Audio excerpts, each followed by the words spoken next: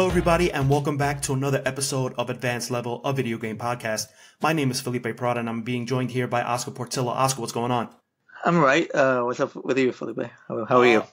Good. I mean, for those of you who haven't seen it on the news, we had a pretty bad snowstorm a couple days ago. Clear that up. It wasn't horrible, but listen, I'm pretty sure our listeners saw on the news the aftermath of what this. Well, it was originally announced as a flurry, a minor flurry. We were going to get a couple inches here and there. But what happened? I'm 30. I just turned 38 this year. I have never in my 38 years on this planet have ever experienced anything like that. Ever. Yeah, you started. I really started to get a little scared because me neither. I've never seen. And it wasn't 20 inches. It turned out to be between 2 and 3, 2 and 4 around there. I've driven in snowstorms. I've driven in 10 inches of snow. I've driven in the middle of a blizzard at night. I have never experienced anything like this. And I'm glad that you felt a little concerned because I was concerned too. Because if this was just a snowstorm, and believe me when I tell you, people were acting like maniacs. Just imagine if it was like the end of the world. Because that's literally what it felt like. I mean, I don't know. You slowly started to tell me your experience. And I actually want to hear what you went through because I want to share with everybody what I went through too. Well, I stupidly I had the day off. Oh, you. I had the day off. So wait, you had the day off. Right. Okay, now I want to hear this. And I don't know if I've told you I went back into some physical therapy. Okay, all right. And being the trooper I am, I'm like, oh, come on, a little snow, that's nothing, man. Just whatever. I gotta get my work in. You gotta get your reps in. You gotta you gotta get swole. You gotta get back to your No, but I admire the commitment. I admire your dedication. Go on. So I was like, all right. It was snowing when I got there at around 4:20. Ooh, by that time it was really starting to come down. I guess so. Yeah, I don't remember exactly, but I guess it was snowing pretty well. But again, it said between 1 and 3 inches. I was like, all right, whatever. I've driven in snow before, no problem. So it's snow, big deal. Wow, already. Yeah, man. You gotta get them in early. So I left there about 5:30, 5:45. Okay. I'm in Secaucus, and I see some traffic in front. I was like, all right, man, it's normal for snow, a little bit of traffic. No big deal. Oh my God. I've never seen traffic this backed up like in this way. So we're talking parking lot. The police had to come out and start directing traffic. Mm-hmm. It took me from about 5:30 to about 9:30 to drive maybe 5-6 miles. Like it was backed up. Nobody was moving. I ended up stopping at a garage and just hanging out there for a while, like a parking garage. It was backed up. It was just, and like you said, people get kind of weird when stuff like this starts to happen. So I ended up getting home about 12:30. I mean, thankfully I got home okay, and nothing happened. But it was not good. And again, it wasn't that much snow. Yeah, because by the time everybody was out on the highway, there was pretty much no snowfall, or very little snowfall. But at that point, whatever was falling, it turned into kind of like sleet a little bit. Yeah, I would say about 7 something. Yes, yeah. I would have to agree with you on that because by the time I was out, it was no snow. It was just all sleet. But I think the snow came exactly at the worst time. Yeah. People were trying to get home. And it seems like I don't want to call out. It seems like I didn't see one plow. I didn't see no salt trucks. It was literally the perfect storm. I guess so, yeah. And this is... I know you have an interesting experience. And just sort of a little... I don't really like to talk about politics, but this is really not the way Phil Murphy wants to start his... I'm glad you said it. I don't want to say it, but...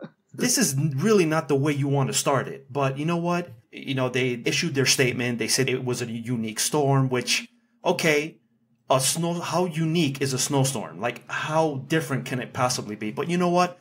I'll give you guys the benefit of the doubt. by the time the snow plows were out on the road, they were stuck with everybody else. Yeah, and so by that, once they got out, it was already too late anyway. Yeah, it was already too late. So I work at Teterboro Airport, right? Like literally not in the airport, but as I look out the window and the airport's literally right there. Right. So I was taking public transportation this week. So I didn't think anything of it. I'm like, it's a snowstorm. The buses are big enough. I'll be all right. The only problem is getting into Patterson, and I understand some of the back roads weren't clean. So I really wasn't that concerned. As long as I got to Patterson, I would be okay. We've had snow before, worse than this. Yes, and that's what my mindset was the same exact as yours. This is no big deal. I'm going to be out on the road and I'm going to be home, in and out. Maybe a little late. Maybe. Yeah, you're thinking, okay, maybe I'll get home half an hour later, Exactly. possibly 45 minutes. Exactly. I called my wife. Listen, I'm gonna be late. Just leave dinner in the microwave. I'll be all right. I got this. I walk out onto Riser Road. Nothing. The moment I get on Route 46, I'm looking up and it's a parking lot. Nobody's moving. Right. So I'm thinking, okay, snow, it's normal. People act a little weird during a snowstorm. I get to the bus stop. There's a crowd of people at the bus stop. At this point, I'm thinking to myself, this is not good. So I'm like, you know what? I'm going to be waiting anyway. There's no traffic. I don't know what came over me, but I decided to walk in the middle of the highway on 46. Now, at this point, traffic is backed up. Nobody's moving. Nobody's moving. People are outside of their cars. They're cleaning their cars off. People are yelling at one another because nobody's moving. And I managed to catch up to the bus that had just passed. So I'm like, okay, it's a win. So I managed to catch up. So I get on the bus. The bus driver, I guess it's not that he didn't take my fare, but I guess there was so many people on the bus. He's like, I'll charge you once you get to your destination, which is normal when you take the bus. Okay. We're driving. I notice that the bus isn't going anywhere. Literally, the guy's pressing the gas. Tires are moving. You smell the tire. The rubber. The rubber. We're not moving. So I was like, oh no, this can't be what I'm thinking. So we're stuck. There's a little hill that we can't get over because the streets, the highways, nothing has been plowed. So by 7 o'clock, it starts to turn into ice. Right. Nobody's moving. Nobody could get over that hump. So there were some guys on the bus. They must have been part of some, whether it be MTA or Public Works. They had on those vests, like the orange vests. Yeah. With the reflective tape on it. Right. So I knew these guys knew what they were doing. And these guys jumped into action. They're like, all right, whoever can help, we're going to get off the bus. We're going to try to get this bus moving. Really, these guys were really on point. And I really commend them for really jumping out of their seats. And they were good to go. Yeah, because they could have easily been like, oh, whatever. Yeah. What I didn't realize, our bus was actually holding up traffic. There was on 46, nobody was moving because of the bus that I was on. So a couple of the guys, go ahead. A couple of the guys were like, okay, you know what? The bus is stuck. Let's just try to get traffic moving. Let's just try to get people, up and over the hump. So there were a couple people in sedans and like 2 doors that couldn't get over. So we would give them a push to the point where they got enough momentum to get where they needed to go. This is where things started to go south really quick. Only because, like you said, people act weird. People were acting like animals. People didn't want to listen. People were frustrated. They were upset. They wanted to get home. And I completely understand. We were trying to direct traffic and people weren't listening. People were driving around us to the point where there was one guy in a Ford F-150 that almost ran us over. Right. Because he just didn't want to wait. And one of the guys that I was helping tried chasing him down. And I'm thinking to myself, okay, it's bad enough that I'm witnessing Armageddon, and now I'm going to witness a murder. We tried our best. We got some cars moving. We tried getting the bus moving, but nothing was working. In the midst of all of this, I'm looking down at the highway. Traffic's backing up, and I notice 2 tractor trailers are slowly moving up 46. Yeah. There was an Amazon truck and a Walmart, because there's an Amazon fulfillment center, and there's a Walmart literally within walking distance from my job. Amazon opened one of their fulfillment centers in Teterboro. Now, please explain. You're not even that far from your job at this point. No, You're still... I'm still walking distance from my job. Right. So They're slowly started coming up, and the guy who was driving the Amazon truck did the smart thing and he stopped because he knew that they weren't going to get over the hump. The guy in the Walmart truck, for some strange reason, kept going. He kept revving it. And what happened? He slowly starts to slide, slowly starts to make his way over to the Amazon truck, and he ends up hitting the Amazon truck. Now, accidents happen. I understand that. This was by far the slowest accident I have ever witnessed. Even the impact was so slow. And at that point, once those two trucks were kind of plowed up against one another, that was it. 46 was closed. Right. So what does the bus driver try to do? He tries to continue trying to get over the hump. And what ends up happening? He ends up blowing out the engine. Wow. So now at this point, nobody's getting home. Not on the bus, not on the highway, nobody. And I'm stuck in the middle of 46. There's like no traffic on 46. And I'm thinking to myself, how the hell did I get here? I'm in the middle of a snowstorm, in the middle of 46, and I have absolutely no way to get home. Right. Sadly enough, I never made it home. I had to end up crashing with a family member who just so happens to live in Hasbrook Heights. Right, you were lucky. I was extremely lucky, and it was within walking distance. So I'm like, you know what? I'm not going to try to call. Oh, and on top of that, I'm thinking, let me see if there are any Ubers or if there's any Lyfts available. Well, that's a good, yeah. What did you see? So there was not that many available. And the ones that were available, and we're talking Lyft and Uber, Lyft wanted to charge me $105. Wow. To get from Teterboro or Hasbrook Heights, like the border of Teterboro and Hasbrook Heights, from there to Pompton Lakes. But it was still going to take me like 4 hours to get there. I checked Uber. Uber was charging people $175. Same thing. It was taking you. So at this point, I'm like, okay, Uber and Lyft, they're not even an option. So I ended up going to my cousin's house who lives in Hasbrook Heights, and I stopped at a Dunkin' Donuts. I'm like, I need to get warm. My feet are freezing. I just need to let me get a coffee. Let me just get something in my system. I get to the Dunkin' Donuts on the boulevard in Hasbrook Heights. This thing is packed to the brim. Yeah. People are shoulder to shoulder. I've never seen any Dunkin' Donuts that packed. The one thing that really stuck out to me was if you look at these people that were there, they had this expression on their face like they didn't know what was going on. They had nobody knew. They had no clue what to do. And looking at some of these people, there was like a little bit of fear. Yeah, because it's nobody. I don't think nobody's in this kind of situation where you're in traffic, but it's not moving. You're not really sure what's going on. Yeah, and I heard horror stories. I mean, my wife was calling me. She's kind of freaking out. She's panicking. Thankfully, my son was at home with his grandmother, so he was safe. Thank God he was safe. But there have been stories where, I don't know if you heard about the high school in West Orange. The kids never made it home. Yeah. They had to end up staying in the auditorium. I've heard of 3 school buses that had kids in them, and they were in the school bus until like 9 or 10. Yeah. Parents couldn't get to their kids. I couldn't get to my wife. I couldn't get to my son. You want to talk about next level fear, next level anxiety. At that point, my anxiety was so bad. I'm sure it was skyrocketing. Yeah, but my wife's like, you know what? It took her like 4 hours to get home. She's like, I'm home. I'm safe. The main concern is just get somewhere, stay warm, So I managed to get to my cousin's house, but it was just, and I'm sitting there on the couch, and I'm thinking to myself, what the hell just happened? And I'm looking on the news, and it's just like every screenshot you see, every video feed you see, every feed you see on Facebook, it's the same thing. Nobody can get home. I saw your feed that you were stuck in the car. Yeah.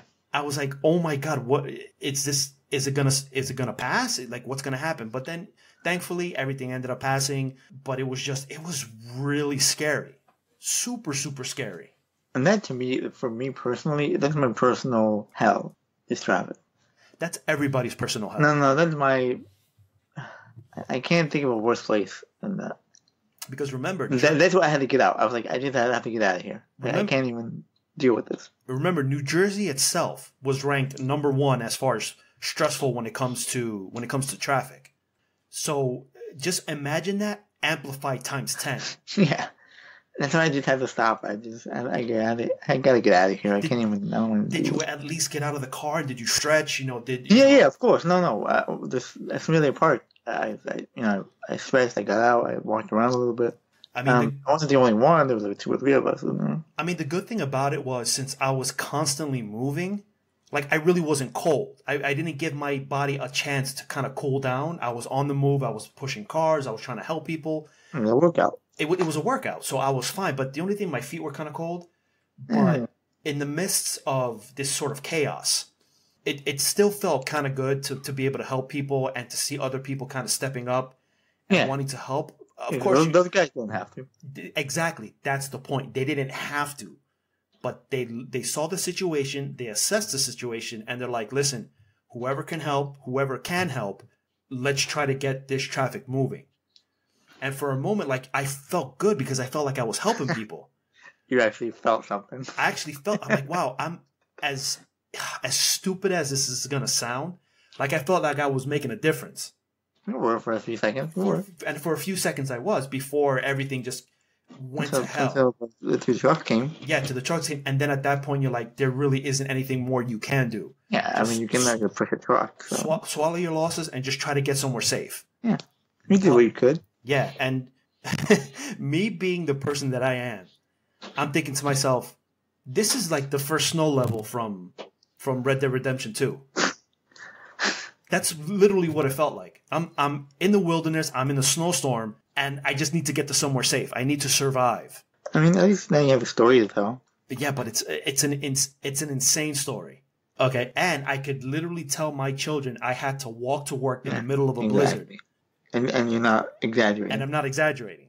But you know what? I saw on the news, it was a record like 500 accidents in the matter of a couple of hours. Yeah. I don't know the exact total, but the last total I did see it was up to 500.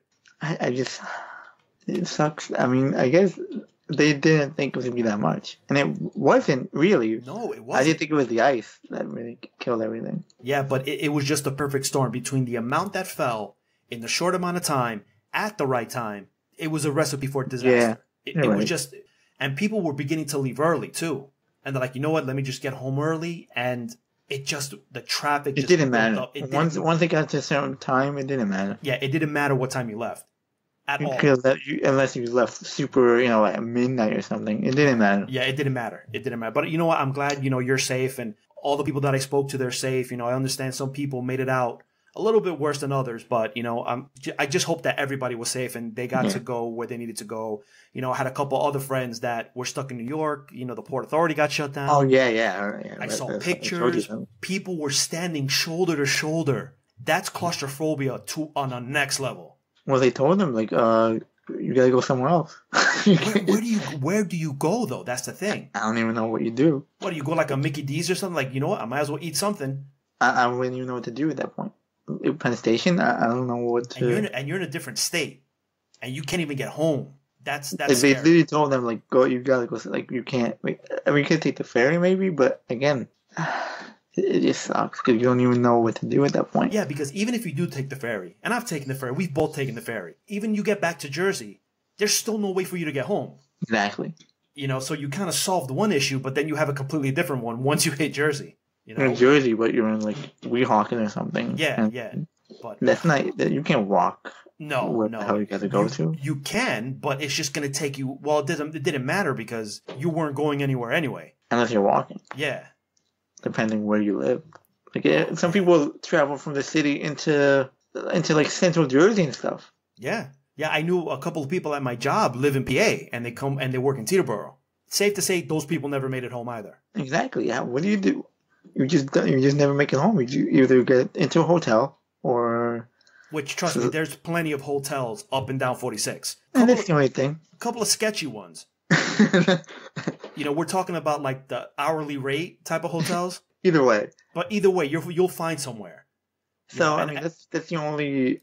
Unless you want to sleep in your car. For that, I might as well have just turned. Some people might have just turned back around and just slept in the office. If that's an option, you might as well. Yeah, you might as well. If that's an option, because I don't know, do they close? My job, yeah, the building closes, but since you have an ID, you could still get into the building.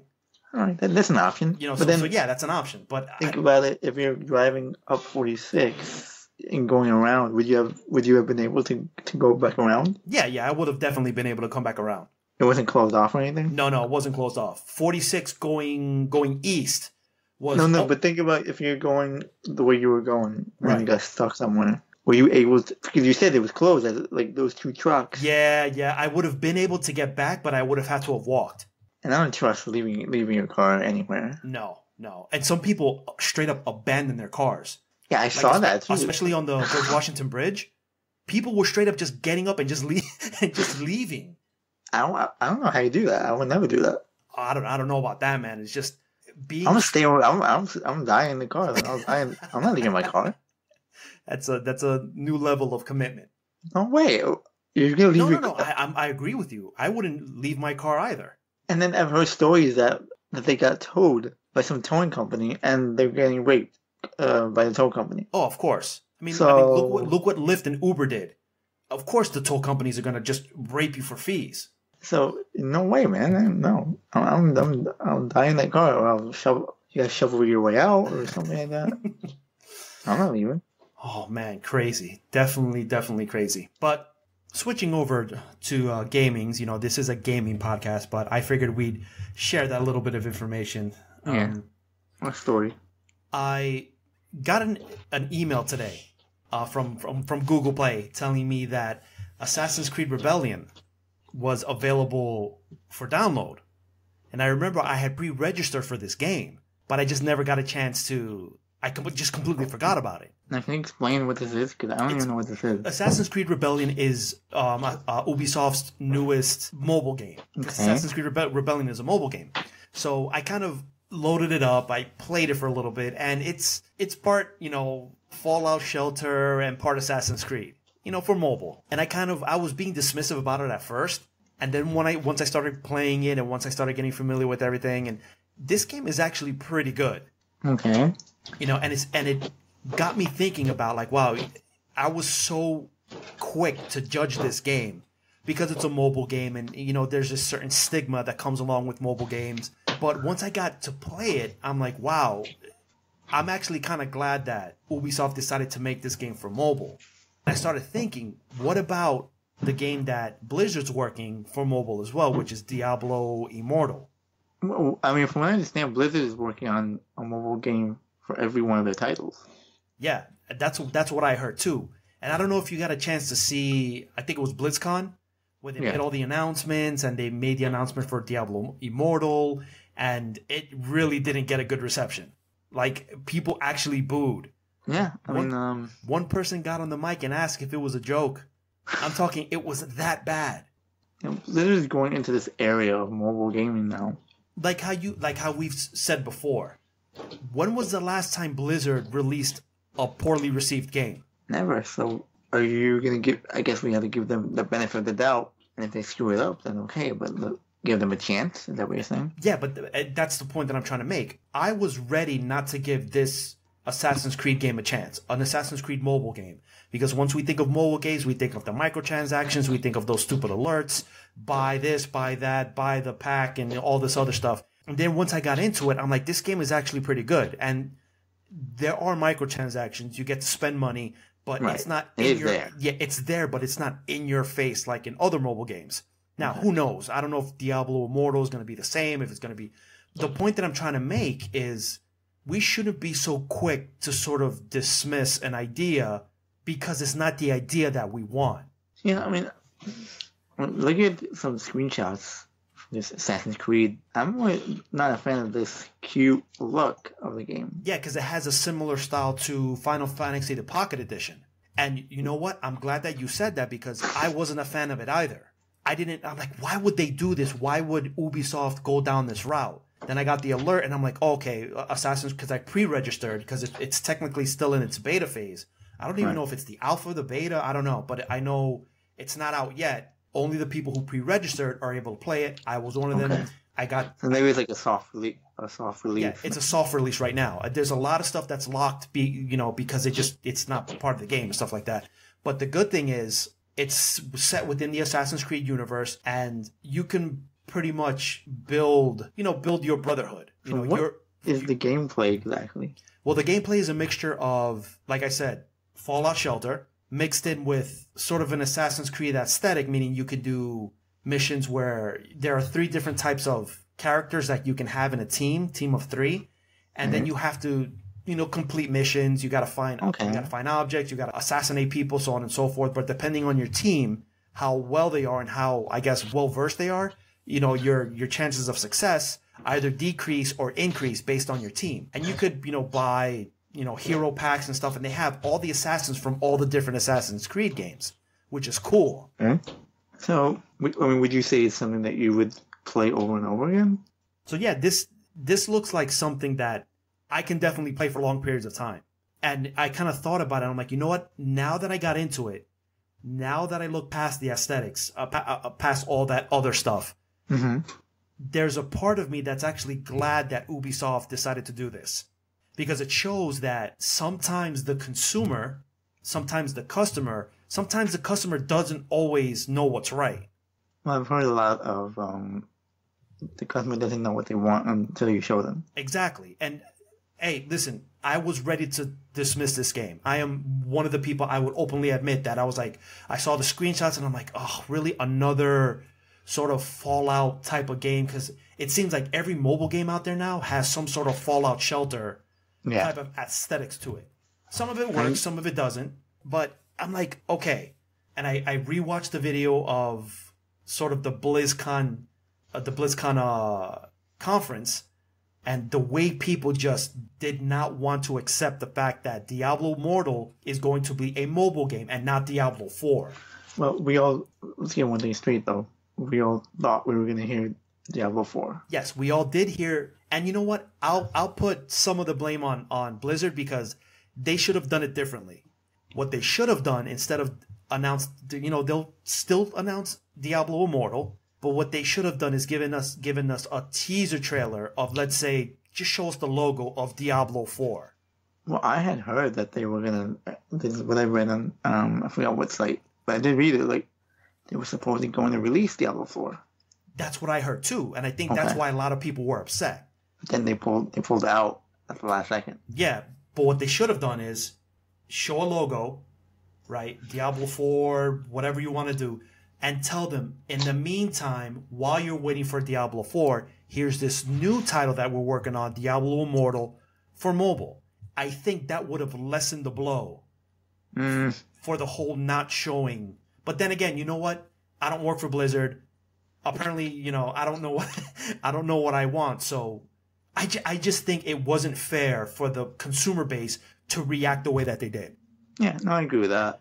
Okay, it's not sort of Kickstarter. It's not crowdfunding where it's like, okay, here's my money. This is the game that I feel you should make. That's not how these things work. Okay. Blizzard has a certain reputation that they're more for the gamer, and when you start making mobile games, it has a weird stigma around it. But look what they did with Hearthstone. It's a mobile game. I'm not saying that they can't do it. I'm just saying Hearthstone is honest. Because look at the way it looks, though. They're just reskin, it's Overwatch from, I don't even know what they're doing for Overwatch, but it's not an original idea. And trust me, everything that you're saying, it's within reason, okay? Because once you start going down that mobile route, there's a certain stigma that comes along with mobile games. Why couldn't you do it on console? Why couldn't you do it on PC? Right. Why does it have to be on mobile? But you know what? Now that I got a chance to play this Assassin's Creed game, it's really not that bad. I didn't think they were going to be able to get it to work on mobile, but they managed to pull it off.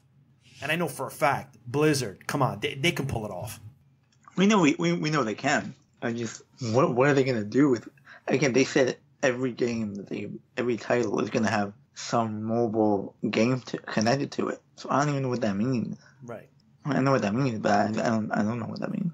I think this goes down that whole topic of expectation versus reality, or we have to keep our expectations within the realm of reality. And let's remember also, Blizzard is not, now they're connected to Activision, so that doesn't help. Activision is seen as this on the level of EA, of money hungry. I don't know if you read or if you heard anything, but now I don't know how true this is. I was listening to many podcasts and many videos on the internets, and you know how the internets can be. All right. But there was a report stating that Activision was actually pushing Bungie, that they needed Destiny 2 to make more money. So when you say, Activision's going down that whole greedy, and then I just remembered about hearing that report. Yeah, you're right. Activision's starting to slowly go down the EA route where everything has to make money and everything has to make boatloads of money. So in that essence, I can understand why some people are kind of weary of Blizzard now.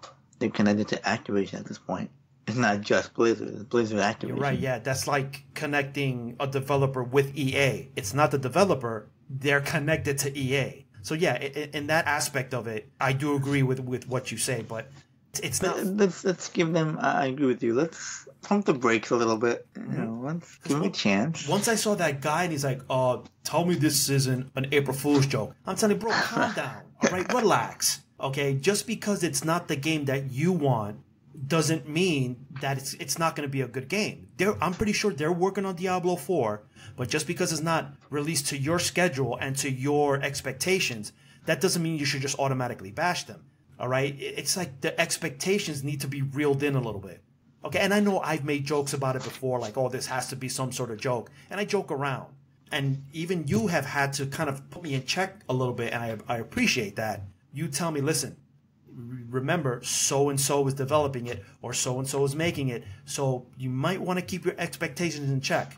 Yeah. I have been burned before, and I openly admit being burned before because of the hype and the expectation and letting your expectation run wild. But there comes a point now where it's like, listen, just because you're willing to spend your hard-earned money does not dictate what type of game they should make.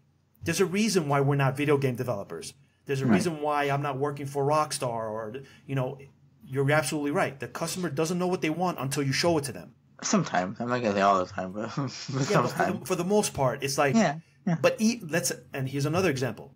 Let them give us something that we want. Some people are still going to complain about it. Exactly. So I heard the phrase quantity. It should be quality over quantity, right? But no, I heard, and I think it was a quote from Gary Vaynerchuk. He's red hot right now. He had mentioned, and I apologize if I take this out of context. Hopefully I didn't. Quantity over quality, because quality is subjective, which is kind of true, because you could release the best product there is, people are still going to find something negative to say about it. When it comes to this that we're talking about, I don't know. It's hard for me to say yet. We could point at Rockstar, and that would be the opposite. How so? I mean, they release one game every 8 years or something. That is so true. And it's only the best-selling. Every time they release a game, it's the best-selling game of all time. It's so funny that you mentioned that, because it is so true. They release one game every 8 years, but every time they release that one game, it literally changes the gaming industry. Exactly. So they're going to release a game. They change everything every time. Yeah, they literally raised the bar. Red Dead Redemption 2 raised the bar, and it took how long for them to make that game? About 8 years. Yeah. From what I've read. And before that, Grand Theft Auto 5, another game changer. So I'm not sure if I agree with that. I'd rather have a schedule of Rockstar than a Madden or a Call of Duty. Because the Call of Duty would be quantity. Right. So yeah, I mean, for some instances it might work, some instances it doesn't. But look at Assassin's Creed. Yeah, but Assassin's Creed is now slowly starting to get back to how they were before. You're right. Where I think they took a break, and now they're kind of back on track. Yeah. You're right. Let's say 2 or 3 years from now, and it gets stale again, then yeah. Yeah, but I'm with Assassin's Creed, especially these past two, the Origins and Odyssey. I'm getting a little bit concerned because it seems like Ubisoft has gone back to that. All right, let's try to pump out as much Assassin's Creed titles as we can before it gets stale and we have to sort of reinvent the wheel. Because what was it, like 2 or 3 years that they took off to make Origins? I think it was about 2 years. Okay, it was about 2 years. And then they took a year off to make Odyssey. I don't even think it was a year. Was it not a full year? Didn't Origins come out last year? Yeah, no, you're right. So it was less than a year. Okay, but I was surprised that Odyssey came out so soon. But I think Odyssey was just, they had the momentum. that's what I think, that they have the momentum. Let's just release it and see what happens. If I mean, it's good. Yeah, I haven't heard. Absolutely. But I want to sort of look at the other side of that coin. A game that just released that is getting absolutely ripped apart by the community, which is Fallout 76. I mean, that game's been out. I mean, when was the last Fallout? Fallout 4. Like New Vegas or whatever? No, it was Fallout 4 was the last. Okay. Was the last. And Vegas was like the DLC, right? Yes, yes. I saw the streams, and people are just not. They don't like the game. They're not allowing it to sort of reel them in a little bit. Oh, it's not the Fallout. It's not a Fallout game. It's not a Fallout game. Well, that's what everybody said about Assassin's Creed. You know, it's not Assassin's Creed. This is a little bit different because not the same. It's not the same. It's not. In a way. And you know what? You have to commend Bethesda for trying something different. Yeah, I agree with that. And here we go. You give them something different, they're not accepting it. And we've seen that video on Twitter about the one guy literally tearing down GameStop because he can't return his copy of Fallout 76. Hang on. Are you don't tear off? Like, I hate to come into the defense of GameStop, but I'm about to. Go ahead. We know as gamers, once you open the shrink wrap, that's it. You can't bring it back. Yeah. No store allows you to bring it back. I think, but you had made a good comment about that because it's less about the game and more about the return policy. You have to know what store's return policy. There's no store that allows you to. Once you open the shrink wrap, you can't bring it back anywhere. I don't even think Amazon can do that. I've never tried to open something and return it to Amazon. I haven't done that yet. Games. Oh, games. Okay, games. I'm only talking about games. Yeah, I think you're right. You're right. If you open a fucking DVD player or whatever, you can always bring it back. Yeah. But this is different. Or a TV. If you don't like a TV, you can always bring it back to Best Buy or Amazon or whatever. But for some reason, games, you can't do that. But you do have to admit, when the guy picked up the phone at the very end, that's customer service. For your store to be literally destroyed and then for you to pick up the phone calmly. Like nothing happened. Like that. Kudos to that person. That guy has seen some stuff. Exactly. I'm sure. So I'm sorry, man. I'm not on the side of this guy. Of the guy trying to return it? Yeah.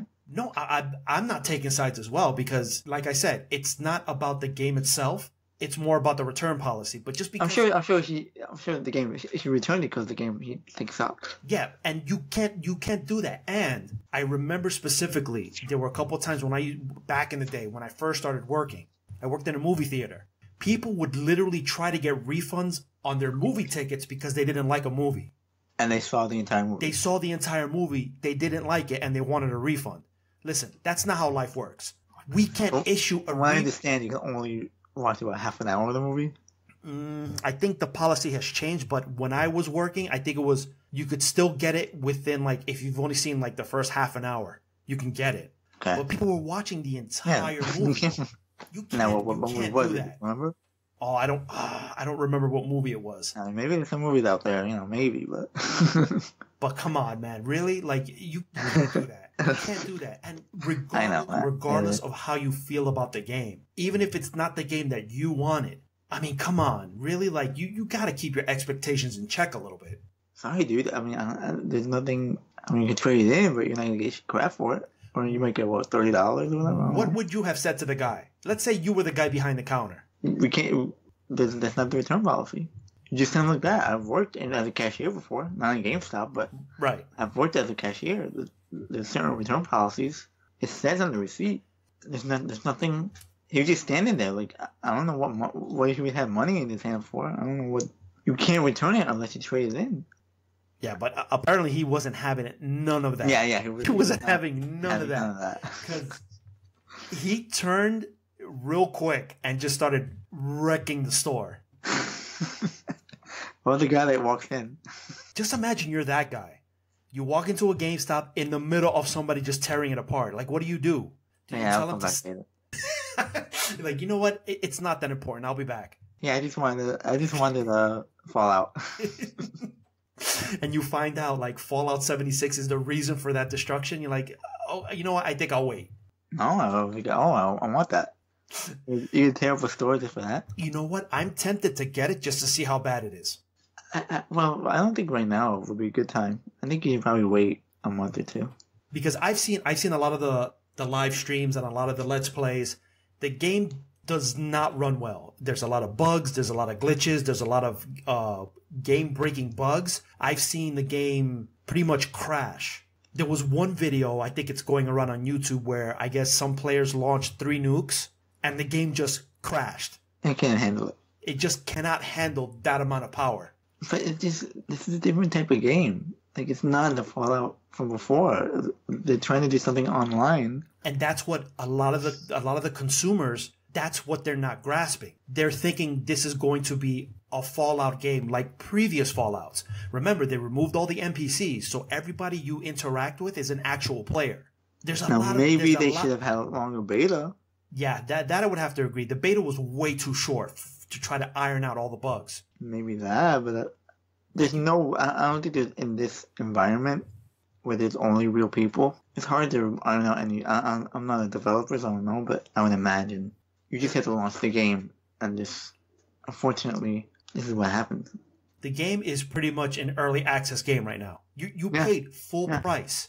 Just listen to this. You paid full price for an early access game. I feel like you should be informed of that, or you should know. Not from Bethesda, but just know that this game is not going to... It's not... what's the right word I'm looking for? It's not up to par right now. I would be okay in this instance if Bethesda came out with an announcement saying, listen, the game is just not ready. We need to delay it a month or 2 months or 3 months in order to get it to where we feel it's acceptable. Because I don't think in that type of game, you could predict. Yeah, you just gotta put it out there. Unfortunately, in this, I hate to defend this, but in this scenario, you can only test things live. Yeah, but even you've told me in the past, when I was contemplating on picking this game up, even you told me, listen, you have to understand that things are going to happen. This game is not going to be 100% once it goes live. And what I just found out earlier was, obviously they're releasing patches like ASAP to try to fix everything. The patch for PlayStation 4 is like a 45 gig patch. Wow. That patch pretty much replaces the entire game. I mean, so I wouldn't even buy the game right now. I mean, the only reason you might is for Black Friday, but there's no possible way that they're gonna have any type of deals, especially for the game. Literally just came out like a couple of days ago. That's true. And Black Friday, let's just give. But on a good note, Spider-Man is going on sale. Yeah, finally, dude. I've been waiting all week for it. That was a surprise announcement. I'm like, wow, they're really gonna do it. But you know what? They did it. Good. Now you get to pick it up. Yeah. One of the best games of the year. I mean, I have to wait till... I mean, I'm playing Horizon right now, so... So how you liking Horizon? It's pretty good so far. I'm up to... I just did the proving. Ah, okay. All right. So pretty much... Well, it's still in the beginning. It's only like 10%. Okay. All right. And I did some side missions. So far, I'm liking it. I mean, the combat's pretty good. Yeah, I don't think... I can't find anything bad right now. Give me a couple of days. I'll figure something out. You'll find something. I'll find something. But right now, even the story is kind of cool. It's sort of like sci-fi. Yeah. Trust me, the story does get better. I definitely like where I feel like it's going. Yeah, I'll give it my opinion, a more in-depth opinion later on. No, but that's good though. I'm glad you're liking it. But yeah, I have the complete edition, so I have the Frozen Wilds as well. Okay, good. It's funny because I'm actually getting alerts of Assassin's Creed Rebellion. All my guys are recharged. So. So you're that. What's the microtransaction? What's the? Obviously they have their own currency, so you can buy currency to buy what's called the DNA fragments, which allows you, the more DNA fragments you collect, the more heroes you can unlock. Okay. To sort of add to your team, to add to your brotherhood. What's the tier, the pricing?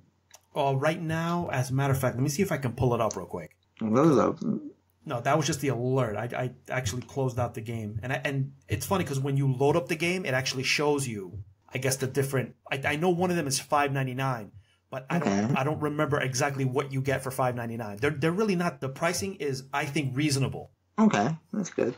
Okay, for Ubisoft, that's good. Yeah, you're paying $5.99, but you're getting something. It's not like you're paying for something. Oh, let's hope that I get something somewhat decent. You know what I mean? Right. No, this one you're paying for something and you're actually getting something in return. So as far as the microtransaction, it's manageable. I mean, sometimes the alerts can get it gets cumbersome a little bit, but you can actually adjust the alerts. Okay.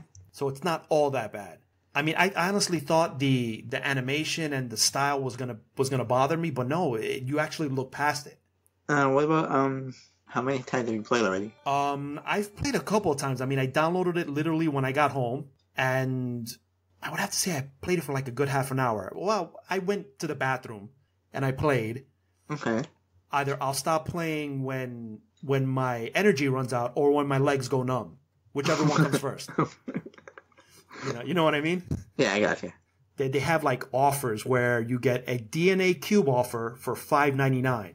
All right, and if you select it, it usually tells you. Okay. You get possible heroes and DNA fragments. So you're definitely getting something. It's a little bit of a roll of the dice, but you're definitely getting something to put towards whatever group you have, or you get to unlock a new hero that you can collect DNA fragments for. Okay, so it's not so bad. Yeah, and they give you like login bonuses and they give you free stuff. So it's not like you can still get all that stuff, but you have to play. You got to grind a little bit. Yeah.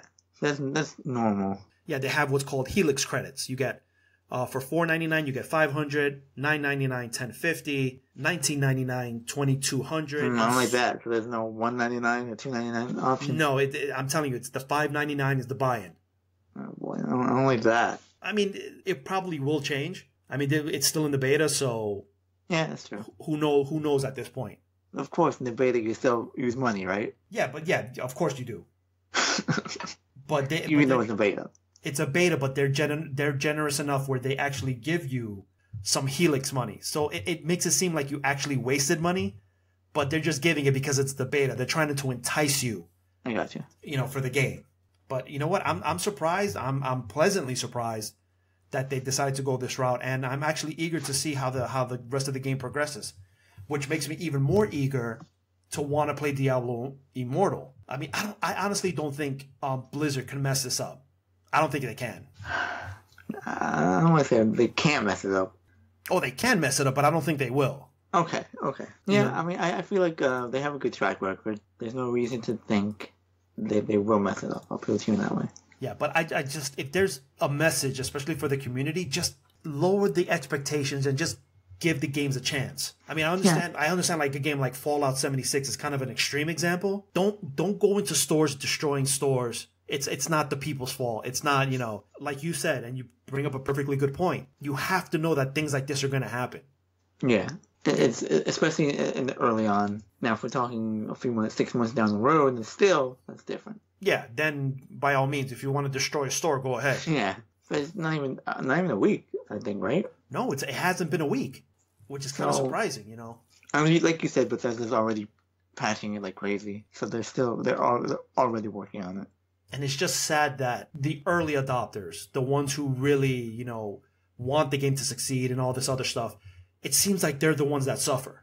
Yeah, but that's anything. I mean, that's any kind of electronic, any kind of game. The early adopters always are the testers. Unfortunately, that's just the way it is. It's sad that we've gotten to this point. I mean, it sucks really, because you would think that when you get a product, you pay full price, you should get the full game. Yeah, I don't agree with you. The full product. But that's an online only game. That's the nature of the beast, I guess. Yeah. Unfortunately, that is the way it is. I mean, when you're early you can break it down to also early adopters get screwed not only in that aspect, but in money. Yeah, you pay in the beginning, and then you still keep paying. No, I'm saying even, let's say you buy PS4 when they first came out, compared to now. Right. So, that's just how it is. If you're an early adopter, you just gotta, you can't complain about it, because you know 6 months down the road, it's not gonna be the same game. Right. It might be cheaper. Yeah, that's true. Look at any game that's online only, or a system with PS4. The new PS4 is better. It's cheaper. It's probably quieter. Right. But that's just the price you pay, literally, if you want to be an early adopter. I'm not. You can't complain about that, because that's just the way it is. Yeah. Now, maybe if I bought a PS4 yesterday and tomorrow, I'd definitely be a little salty about it. But right. I mean, I don't even have the energy to return it, so whatever. There's always those stories online where some guy bought a PS4 on Friday, and then the next Friday, the Slim came out. Some BS like that. That must be horrific, being that person. I mean, it's the laptop. Yeah. It's the laptop syndrome. No matter what you buy, it's always outdated. Within a month, it's outdated. Yeah. So that's just how it is, unfortunately. Especially with online only. Like Overwatch. This is not the same game I bought 2 years ago. No. They've done so much to that game. So look at GTA Online. That's just how it is. Look at GTA Online when we first started playing. We couldn't even get on. We couldn't even play. Yeah. And that's my fear for Red Dead Redemption Online. That's my fear. My biggest fear. I give it a month. It'll be fine. Yeah. I just don't. Hopefully, Rockstar at least learned from GTA Online. That was their first jump into online. Yeah, it was their first rodeo. Right? And this is the same thing with Bethesda. Yeah, that's right. I didn't think of that. This is their first jump into online only. So what do you think is going to happen? Well, we've gotten to that point in the episode where it's time for us to sign off. So go ahead and visit us on www.levelbasedgaming.com. Visit us on podbean.com. Follow us on Twitter. And subscribe to our YouTube channel. If you have any comments, leave it down below. Hit that little bell for new notifications. And as always, my name is Felipe Prada, joined by Oscar Portillo. And we're out.